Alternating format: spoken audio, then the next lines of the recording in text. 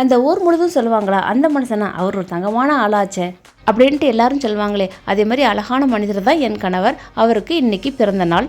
எங்கள் அப்பா எனக்கு படிப்பு தைரியம் அப்படின்ட்டு ஒரு சைடு எனக்கு கொடுத்தாலும் சில முக்கியமான விஷயங்கள் எனக்கும் என் குழந்தைகளுக்கும் என் கணவர் சொல்லி கொடுத்துருக்காங்க.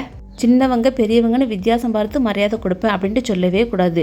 நேர்மையாக இருக்கணுமா, கண்ணியமாக இருக்கணும், நல்லா கஷ்டப்பட்டு உழைக்கணும், தற்பெருமை பேசக்கூடாது, ஏழை பணக்காரன்னு வித்தியாசம் பார்க்கக்கூடாதுமா. நீ எவ்வளோ பெரிய பதவியில் இருந்தாலும் சரி இல்லாட்டாலும் சரி, எனக்கு தான் அறிவு அதிகமாக இருக்குது அப்படின்ட்டு ஒரு பொழுதும் நினைக்கவே கூடாது. பொறாமப்படக்கூடாது, யார் மேலேயும் பொய்ப்பொழி சுமத்தக்கூடாது, கோல் மூட்டி நாரதர் சகுனி வேலை செய்யவே கூடாது.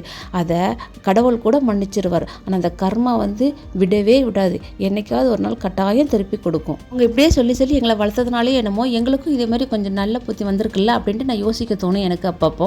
அவங்களுடைய மொத்த வாழ்க்கையிலையும் கடையை போட்டணும், ரெஸ்ட் எடுக்கணும் அப்படிங்கிற எண்ணமே வராது. எப்போவுமே வேலைன்னு வேலை பார்த்துட்டே இருப்பாங்க. அந்த வேலையை ரொம்ப பிடிச்சி வேற செய்வாங்க. மொத்தத்தில் சொல்ல போனால் ஓய்வில்லா உழைப்பாளி. எங்கள் அப்பாலாம் ரொம்ப ஸ்ட்ரிக்டாக இருப்பாங்க தெரியுமா அப்படின்ட்டு சொல்லுவாங்க. உடனே நாங்கள்லாம் கேட்போம், ஏன் ஸ்ட்ரிக்டாக இருப்பாங்கன்னு கேட்டதுக்கு அதுக்கு அவங்க இன்ட்ரெஸ்ட்டாக நான் ஸ்டாப்பாக நல்லா பதில் சொல்லுவாங்க.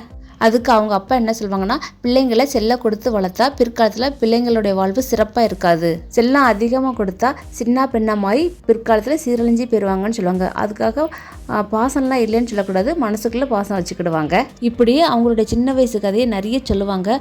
அவங்களுடைய கதையில் சிந்திக்கவும் வைப்பாங்க, சிரிக்கவும் வைப்பாங்க. எங்கள் வீட்டுக்காரங்க எப்போவுமே ஜாலியாகவே இருப்பாங்க. அவங்க கூட சுற்றி இருக்கிறவங்க சிரிச்சிட்டு மட்டும்தான் இருப்பாங்க. அவங்க வேலைக்கு போயிட்டு வந்துட்டா போதும், ஒரு வட்டமேசை மாநாடே நடக்கும். அவங்க சின்ன வயசில் செஞ்ச குறும்பு சேட்டை எல்லாத்தையும் சொல்லி சிரிச்சிட்டு இருப்பாங்க.